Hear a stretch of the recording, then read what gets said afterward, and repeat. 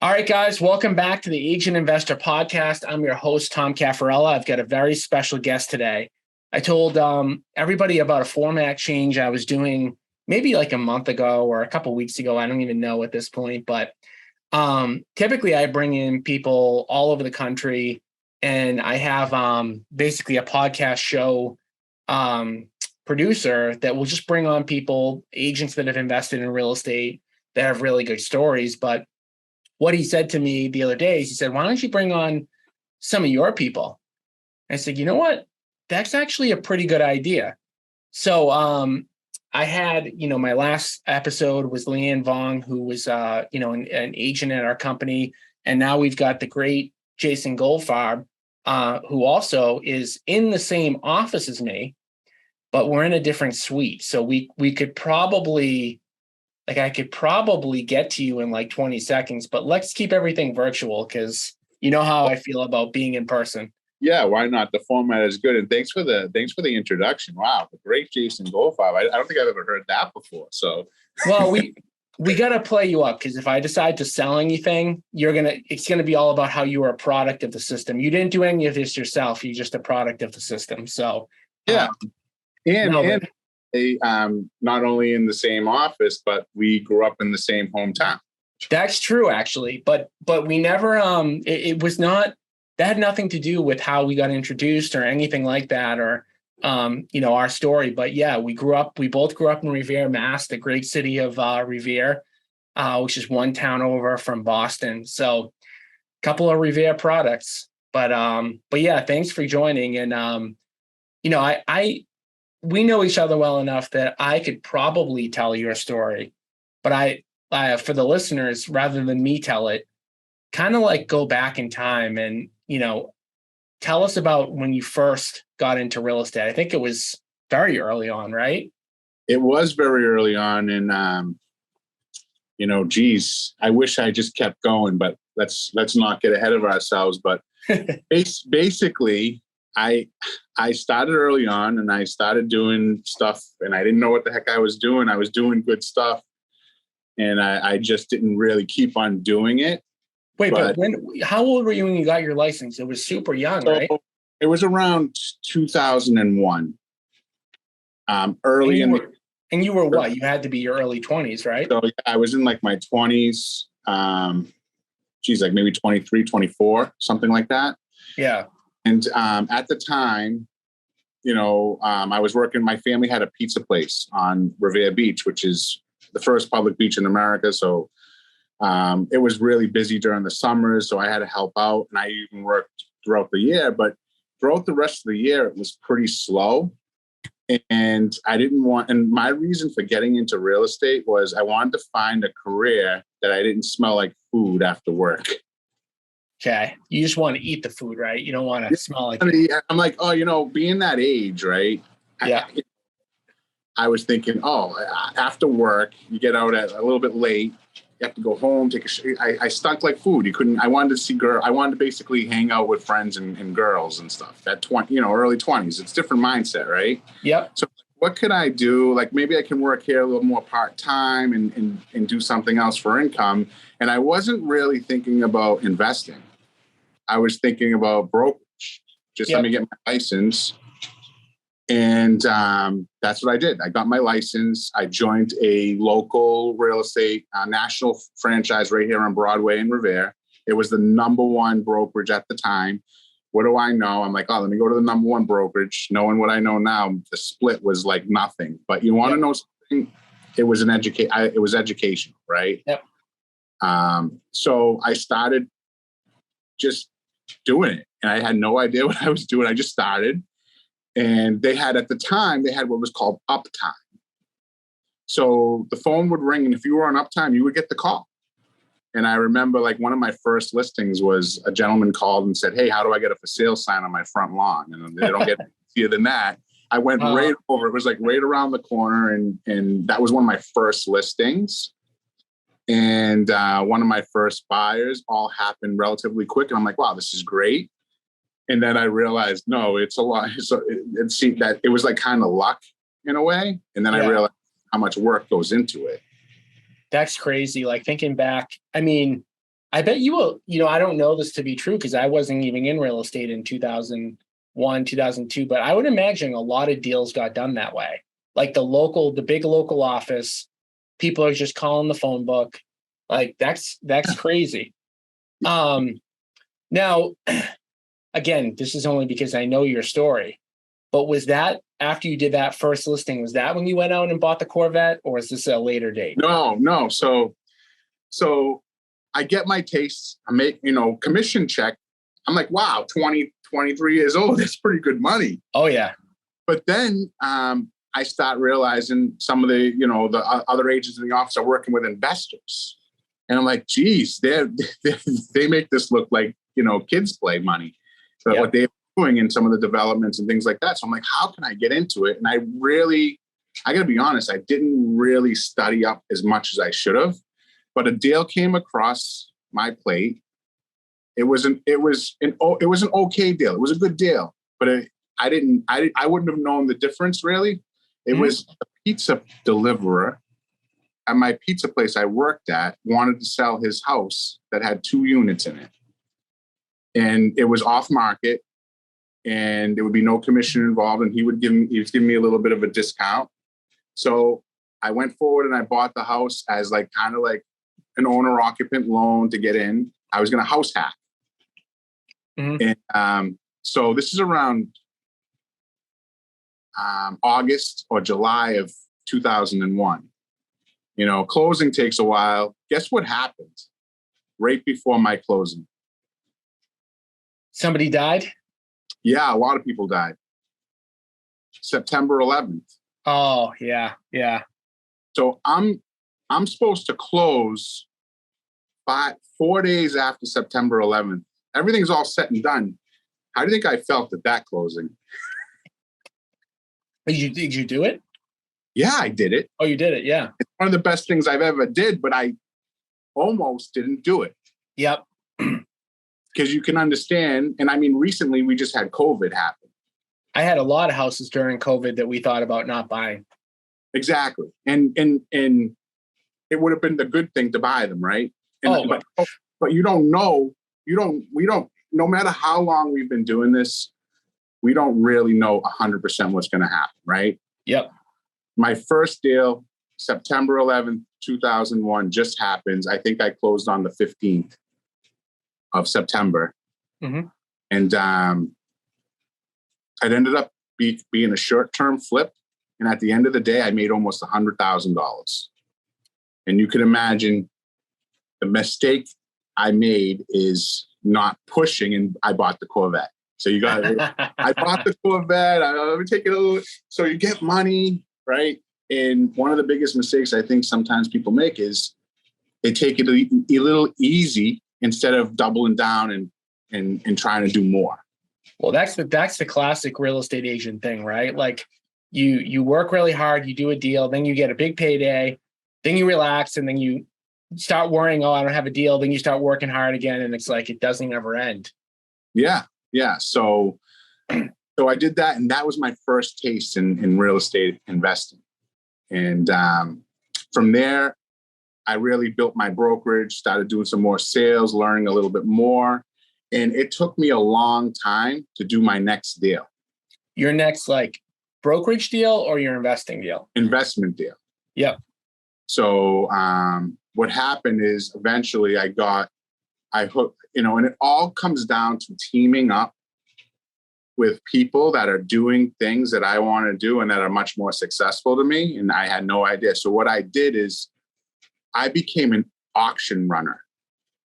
Yep. I don't know if you know this. I don't know if I told you this part, but this is when after the first crash just had happened, 2009, I think, around there. Wait, you just skipped 10 years. I know. So I told you I did good in the beginning. I was doing mostly brokerage for the next 10 years, working for my pizza place, doing everything the wrong way. Yep. I'm young. Including making the pizzas the wrong way too, or you were making them right? Pizzas were coming out all right, actually. Okay. A lot of the profits, that was a problem, Yeah. But yeah, so I'm working the family business. So at around around 2006, 2007, we sold the business. So now I had to do something. I had to. So for the first year, not wanting to give up what I'd known in my whole life, is I bought a food stand and operated it.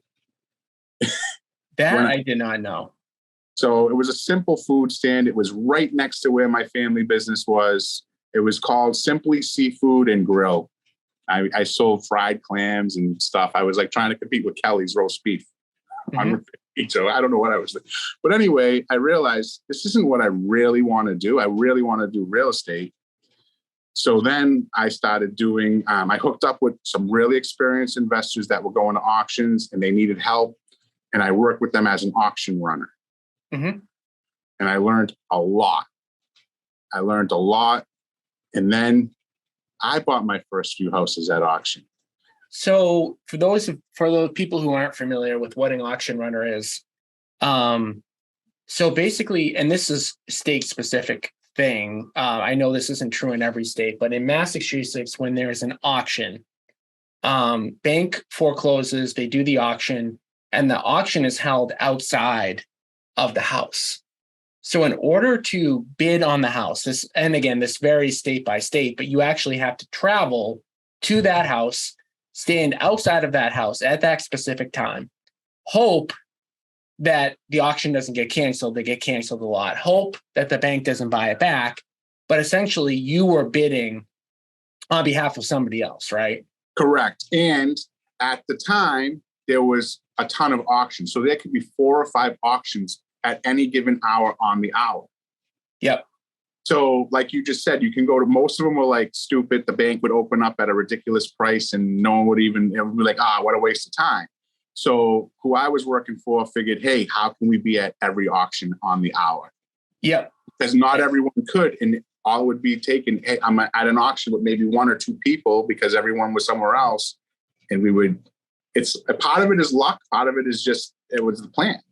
Well, yeah. I mean, I think it's luck if you show up to like 1 out of the 5 and you're at the right one. But if you're able to come up with a team that's at everyone, then it's not luck anymore because you're giving yourself the opportunity to bid.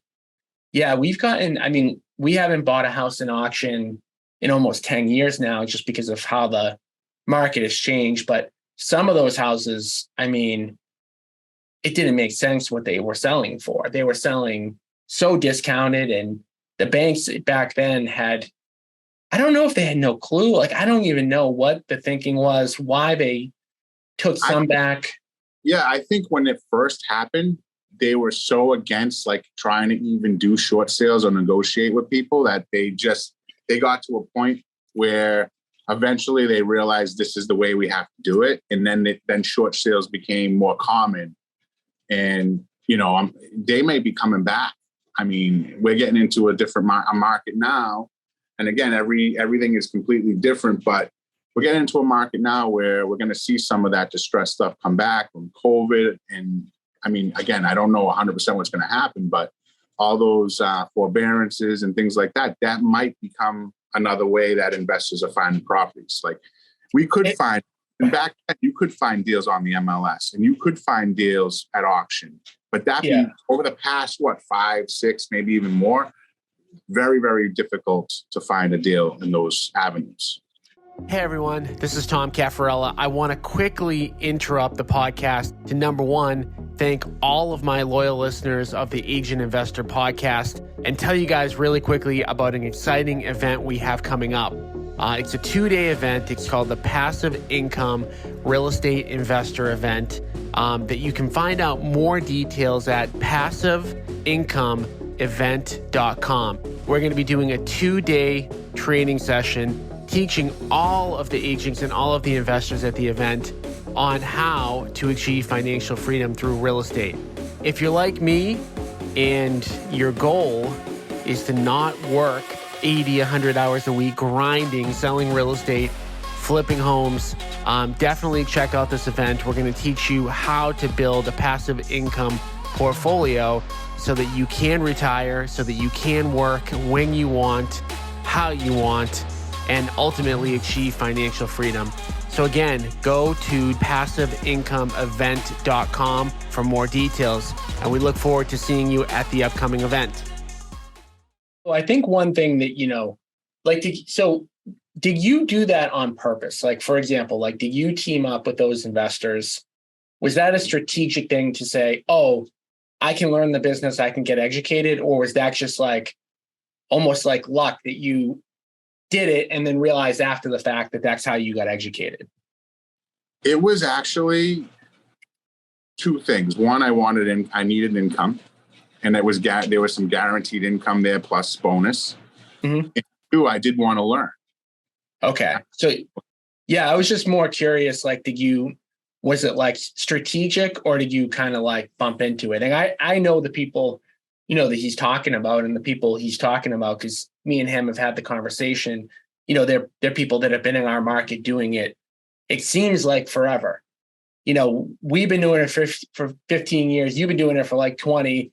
They've been doing it for like 40. Right. So yeah, I mean, another just kind of key takeaway is like, how can you get around the people who you want to learn from? And you got paid to do it. I mean, people pay. Think about this, like me and you both pay for real estate coaching. We pay to be around other people. You figured out a way at a young age to get paid to be around the people that you wanted to be around. Right. And I think that's something that it's almost one of those like cheat codes that, like, if you can figure out a way to do that, I mean, that's worth its weight in gold. So you saw what they were doing. You saw how they were buying. And again, you still had your real estate license this whole time, right? Mm-hmm.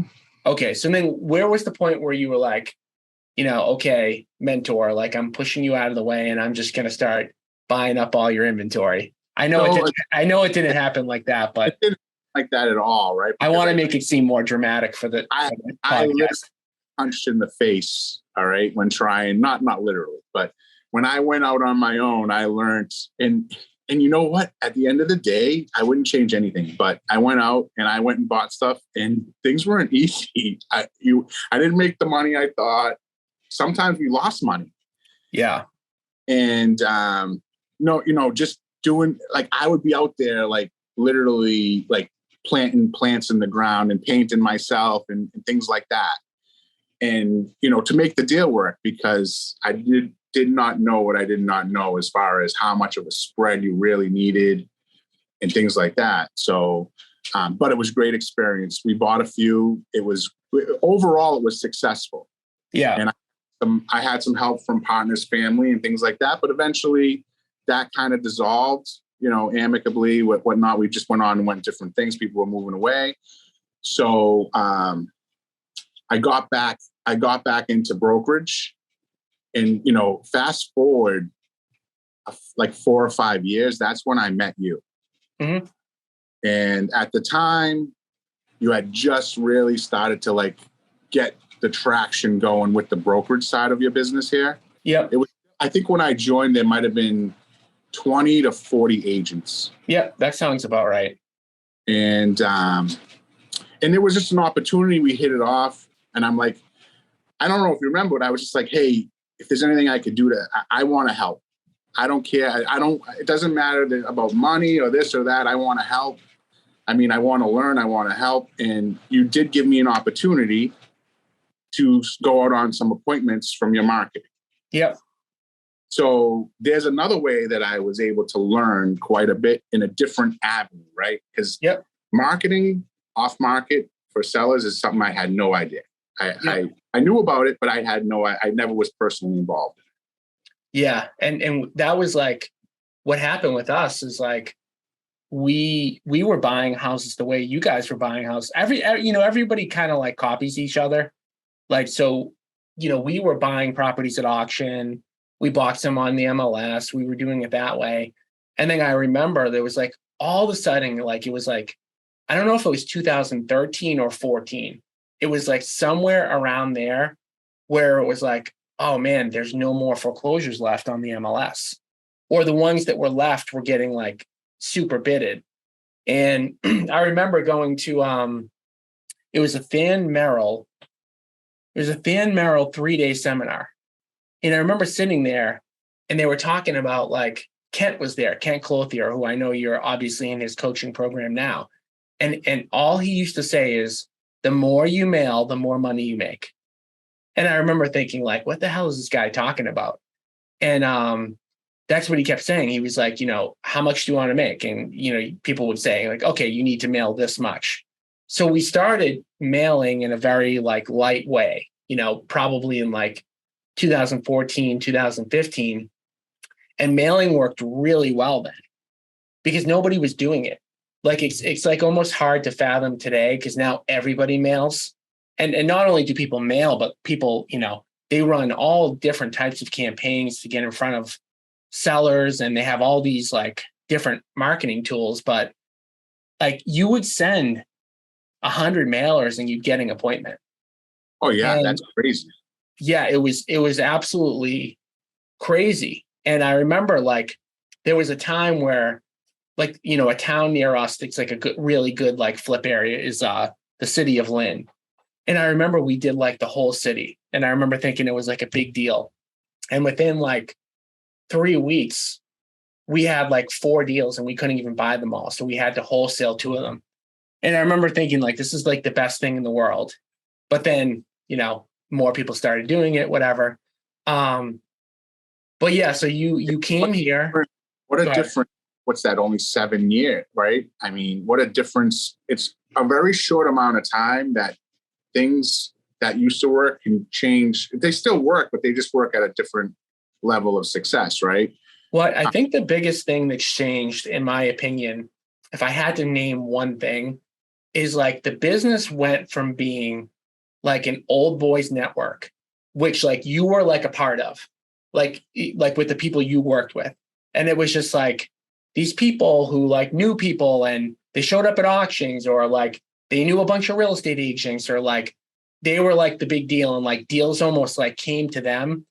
And it was like a very like unprofessional business. Like it wasn't like it was totally, I don't, when I say unprofessional, I don't mean that in like a negative way. I just mean like it wasn't run with like systems. It was just like a guy that like, does this. And there were plenty of them that did really well. And they you wouldn't even say they had businesses today.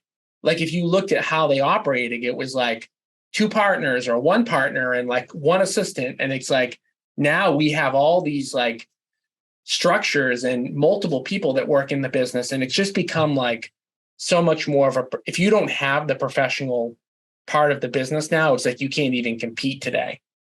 Yeah. And I mean, what they were doing, and they still do successfully, in fact, I've talked to you about this before, is relationship marketing. Yeah. And now they have a system in a franchise that literally puts this into a process. And it's basically like just keeping in touch with a ton of agents and brokers about, and you do it too. Like, hey, if there's a deal that you can't sell retail, let's try to work together. Yeah. I've never been that good at that, because that takes a lot of effort. And, but that still works, definitely. Yeah. So you got here, you started to take some appointments. You started to get back into the selling mode. And then kind of like at that point, were you like thinking you were going to do investing again, get back into investing? Like, what was your thought? So I think I was working with you for about a little over a year. We were at an event and I said to you, I think I want to try to do it. Yeah. You said, I'll never forget. You said, you absolutely should. You know that you can close these appointments because you've done it. Yeah. On the gone out on. And you said to me, when I started mailing, I had no idea I could ever close one. No. And I still like looking back, like the fear factor of like showing up on an appointment, like not knowing what you were like. So not only did you, had you closed a bunch, but you also had a lot more sales experience than I did, period. Like I was showing up, like not really knowing much about sales. I had to kind of force myself to learn it, or otherwise I was going to lose money. So it was like, it was kind of like trial by fire for me. But yeah, so then you started to spend money on marketing. And No, did you get, no. Here's the kicker. Here's the kicker. And you know this more than anyone. You told me to do it. It took me a whole year before I took action. So a year goes by so fast now that like, I don't even remember it taking that long. It seemed to me to be like instantaneous, but like I'm losing track of time now. So well, that's a good kind of segue. So like, what were you thinking during the whole year? I got to do this. I got this. Okay. So for 365 days in a row, you just said that? I'm ready now. I'm going to do it. I'm going to, hold on. All right, let's go. Let's get ready to do it again. I think our minds, right? We talk, I heard you talk about this before, and I hear about it a lot in my group with Kent and whatnot, is our mind has fear in it, but the fear can't distinguish between a real threat and something that's like, what's the worst thing that can happen? Really nothing. If I mail and it doesn't work, I lose some money. Yeah, our brains don't have the ability to tell whether or not like someone's trying to kill us or whether we might like lose $1,000 on a mailer. Like our brain is telling us it's the same thing. It's the same thing. So the hesitation was the fear. And I think at the end of the day, though, like if you just, however long it takes, everyone's on a different timeline, and really don't compare yourself to other people and other what others are going on. Just work on what you got going on. So I met another agent here at Cameron who was doing similar things. Mike, you know Mike. Yep. And we alleviated the fear by let's do this together. Two very like, I mean, Mike is like a beast. He's like built up like crazy. So two 40-year-old guys. Well, he's younger, but yeah, I'm. Well, he's not. I mean, what he's got to be close to 40, but basically 2 40-year-old guys supposed to be tough. You were the captain of the football team, right? Yeah. So we get the captain of the football team. Mike is built like a linebacker. He must have. If he didn't play football, then I don't know what to say. You guys had to like sit down, hold hands together, and like, all right, we're gonna be brave and do this. Yeah, and think about that for a second. Really, right?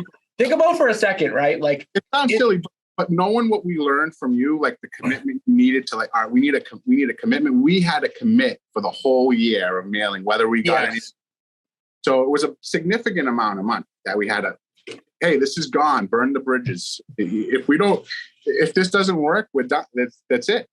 I know. I'm making light of it though, because like we have like two guys, not that either of you are really tough guys, but just it's kind of like hilarious, like in a way, like scared to lose money or just scared to do it or yeah. So we'll do it together, and it worked out, right?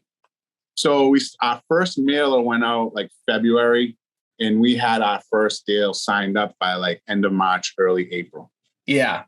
And then that's, for mailing, that's really quick results because, like there's pros and cons to all different forms of marketing. But one of the problems with mailers is like, you're reaching out to somebody. It doesn't mean that they're ready. And so like we've done deals with a mailer we've sent, someone has had it for 6 years and they're like, oh, like I'm ready now. And that's the only trouble a little bit. That's why you need to have that 1 year. Exactly. And when I would go on appointments on your behalf, there would be sometimes people would pull out and they'd have a stack of your letters. Yeah. And they were trying to say, I've been waiting for the right time. They would really literally say, I've been waiting for the right time. Now's the time. Yeah. Yeah, I know. It's really right place, right time. And that's when, I did a mailing class yesterday, and it's like, you have to be in their mailbox on the day they're thinking about it. That's the tough part. Because if you're not and somebody else is, you could have mailed them 100 times, and you've gotten deals where like you've gotten them from your mailer and you've mailed them a lot less, but I've mailed them more. But it's like you happen to be, it could have been that you were in the mailbox the right day, or it could have been that they just liked how your letter or your postcard looked more, or who knows, whatever, they think. First mailer to this guy, it was on the wrong house. He had another house in an area we weren't even targeting that we ended up buying. We mailed him on a house he owned in Salem, Mass, but he ended up having another house way up on the North Shore in a town I would have never mailed, Rowley. Yeah. And then that ended up being our first fix and flip. I didn't even know you did a deal in Rowley. Yeah. Hey, we're learning. We always can learn new things. But one of the things that I think helped us, and they're still out there, is when we chose to mail, and I know that there's every piece to it is important. We found a company that kind of put it all together for us, and we knew we were spending a premium, but we got to get this right. So when we signed up, they had a CRM, they had the answering service, they had the ISAs, in addition to the mail and the list. They did it was an all-in-one. I know, and that's the part that, like, it's kind of, you do have to have all those things working if you're going to mail. I knew a little bit of that because of you, but I also knew starting out, I can't hire a calling service, an ISA. We couldn't start out like that. So we did the next best thing, I believe.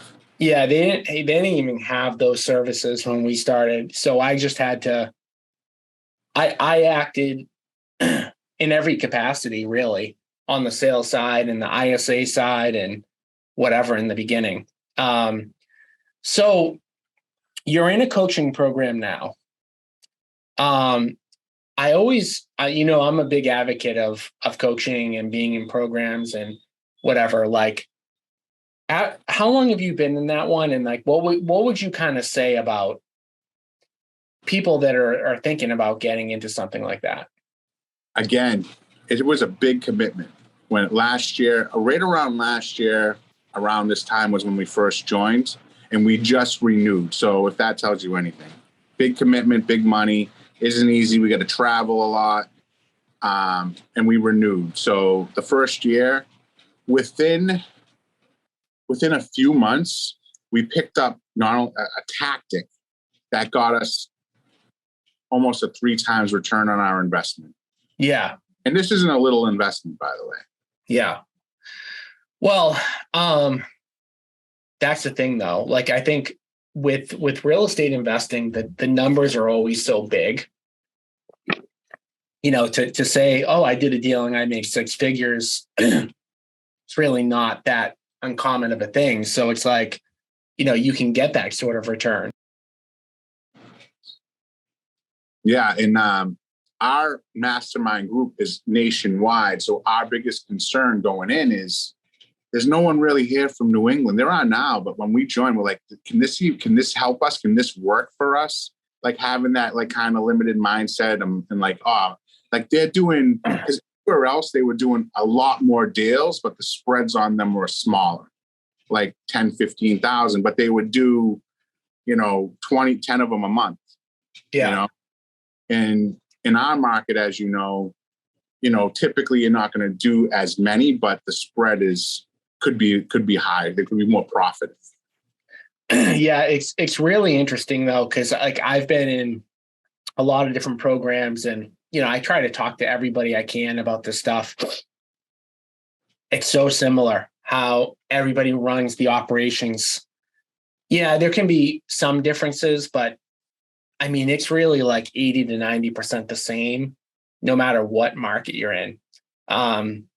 There's some different strategies that might work a little bit better in some markets, but if you're talking about just like fixing and flipping or wholesaling, it's typically almost all the same type of stuff that works. And I mean, I just love, with those things, everybody's kind of doing the same stuff, but then you hear like one strategy, one thing you can implement, and that one thing, can be worth hundreds of thousands of dollars. And, it's like, wow, like that one small thing. And like the group that I'm in, I accounted, I think we probably made an extra $500,000 because of it in 2022, just based on like little things that we tweaked or, software that we implemented or whatever. So you're still very actively selling. So we talked a lot about investing.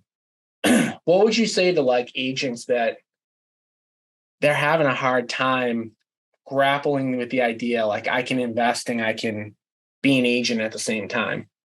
Yeah. So let's rewind a little bit. In order for me to be able to get into investing, I had to figure a way I could scale my brokerage business, and I needed help. So that's around the time I got a transaction coordinator, right? But then after I made my first hire, and I wouldn't have been able to do it without getting the brokerage stuff squared away, because my mind wouldn't have been able to, I wouldn't have been able to like, I got to abandon this somewhat to do this. I don't think I would have done that, if you know what I mean. Yeah. So I had the brokerage going, and I was again, very scared to hire someone. And at first I hired them part-time, but then something had happened where I wasn't really ready. I didn't think I was ready for full-time, but they were ready to find something full-time because their other job, whatever, they were leaving it and they needed full-time. So I either had to say, all right, you can do full-time, or I might have to let them go. Knew it was the right person. And I was like, all right, I got to burn the ships. So I committed to go full-time. And because of that, I was able to, we form a team, and I was able to get some systems and processes in place on the brokerage side. Yeah. So that was really what enabled me to like, all right, free myself to then get to the point where, all right, partner up, let's go and try to hunt for deals through direct mail. And so like the year before, I mean, you probably don't know these exact numbers, but the year before you hired, your full-time administrative person, how many retail brokerage deals do you think you did that year?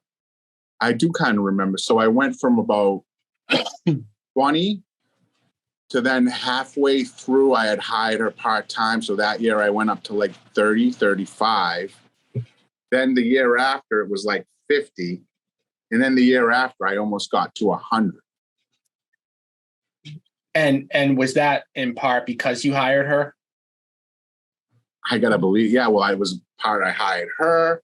In part, I just started growing processes and systems, as well as hiring and making another key hire, and also bringing in some team members. Yeah, it's interesting because the way I look at, we've talked a lot about like basically quick turn investing, like flipping and assigning and wholesaling, whatever. I just look at all the stuff like what's your highest dollar per hour, and if you hired a transactional person, that absolutely is going to get you return, because you're hiring somebody, let's call them 25 to 35 an hour, right? If you're paying them pretty well, and whatever they're taking off your plate, if you're investing, I mean, you're in the hundreds of dollars per hour for sure. So it's really a no-brainer. So when I was, all this stuff is important. You need to have your paperwork in order. You need to have the marketing set up, right? But you can't just abandon it. So so you're taking the bandwidth from your life away to have to do that stuff, as well as prospect and get the business and service the clients. So by taking that away, what you realize is not only it's the bandwidth, even if you could do it, it's not the right way to do it, because everyone only has so much energy and bandwidth. Yeah. And that's where I think like we have so many hours in the day, but we actually have even less hours than we think, because it's like, how many good focus hours do we have? If we say we're going to work like 8 hours per day, well, even out of those 8 hours, like when are we eating? When are we going to the bathroom? When are we doing this? We really only have probably like half that time. So if you have like 4 hours and 2 of them you're doing like paperwork, Now it's like you only have 2 hours to do like high income producing activities. And then it's very easy to, maybe you get tired from doing the paperwork, so you don't do the high income producing activity or whatever. I hear about agents saying, I work 24/7. They go crazy. They do everything. And for a while, I'm like, wow, they're amazing. Yeah. And then I'm like, they are stressed out beyond max. They have successful business. I met a ton of them. Successful business, but on the inside, they were ready to crack. Like, they literally did not have a moment to do anything else but real estate. But this is the thing that, like, I feel like, this is almost like why I created the agent investor model. And like, okay, what is it safe to say, like, what percentage of agents that get their license, get into it for freedom and flexibility? Like, what would you say, like, the percentage? I would say almost all of them. Almost all, right? Like, yeah, there are probably some. I can make money and I don't have a boss. Yeah, right? A freedom, flexibility, money. And then, like, okay, if you're not successful, that's bad. But then if you're successful and you're doing it the wrong way, you've literally created like the exact thing that you don't want, which is like, at least you don't have a boss. And that's how they, and that's how they would like justify it. At least I'm working for myself. So the only thing I would say to that is, yeah, you don't have like one boss, but you have multiple bosses. And a lot of agents, because they don't invest and because they don't systematize their business, like, they're working always with a couple of clients that they hate. Like, at least if you have like one boss and you like your boss, it's like, okay, I don't like having a boss, but they're nice, they're my friend, whatever. But if you're working with like 20 clients and you hate 10 of them, it's like, and then you're working, 7 days a week. I mean, I love working as much as the next person, but it's like, I like to work because I know I woke up today and said, okay, do I have to come to the office today? No, but I'm choosing to. And even though that's just like a small thing, like that's where I kind of like, I feel like the investing comes in, because it allows you to be able to do that. Absolutely. And you're just happier being able to know that this is a choice and you have control and you're not stressed out. So as we go forward and figure things out, and now I know you're big on this and I'm trying to figure it out too. I was talking to Mike. We were saying the other day that we're trying to figure out our life. Yeah. Well, that's the thing with like investing, right? Like, everybody, like, I feel like the people who don't start, it's like they feel like they have to know like the final answer before like they start. And I had another, person on here, who was at Cameron, and we talked about the fact that, like, you're always just revising. You're always revising. You're always like, I mean, I know, like, you bought that multifamily in Salem and then you sold it, right? Like, at the moment you bought it, you're like, this is what I'm going to do. And then you're like, okay, this isn't what I'm going to do. But you're always refining. And the thing I would always say to everybody is, like, if you're always refining like that, and I say this to Bill, my partner, because sometimes he gets negative. And I go, you can't look at what happened today. I go, have our lives improved over a 3-year period? And if you can say yes emphatically to that, then you're going in the right direction. You might have like a small hiccup, but like, if you look at, and I know where your business was 3 years ago, like, your business is in a much better position today than it was 3 years ago. And then you look 3 years before that, way better than that, right? So it's all we can do.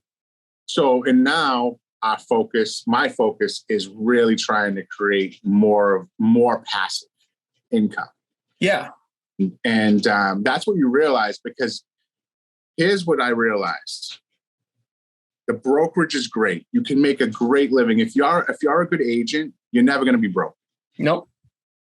And if you're a wholesaler or an investor, it's still a job though. You're leveled up. It's only higher paid per hour, but it's the same thing. Correct. If you stop, it stops. Yep. unless you could bring in systems though and manage it, but you still have to, if you're not working on your business, it's not growing. It might be able to maintain. But then the next level is really getting into apartment buildings, rental income, real estate, whether it be commercial or whatnot. And I know you're doing a lot of that now. And that is really the key, in my opinion, in real estate, the pinnacle where everyone wants to get to. I want to own a beautiful 100 unit building under one roof. I think a lot of people think that when they start, but never really can make the plan to get to that, get into something like that. Yeah, but it's an evolution, and it's like, you got to keep taking steps, and then all of a sudden one day you're there. All right. Well, I get a hard stop. I actually have a webinar after this. Awesome. Well, thanks for having me on. I hope my story inspires someone else that, if these guys who come from Revere can make it, I mean, anyone could do it. I'm not special at all. I think the key is you just got to take action, even if you don't know what the heck you're doing. And I wouldn't recommend it exactly, but try to learn a little bit. But the most important thing is to get started and do something. Yeah, absolutely. All right. Well, thank you for coming on. And guys, we'll be back next week with another episode of the Agent Investor Podcast. Thanks. Thanks again for listening to the Agent Investor Podcast. And especially thank you for sharing the show with other agents and reviewing the show on iTunes. Every time you share the show and leave a review, you are potentially changing someone's life. To get free weekly education, strategies, and to connect with other agent investors across the country, join our free Facebook group at agentinvestor.com. Again, that's agentinvestor.com.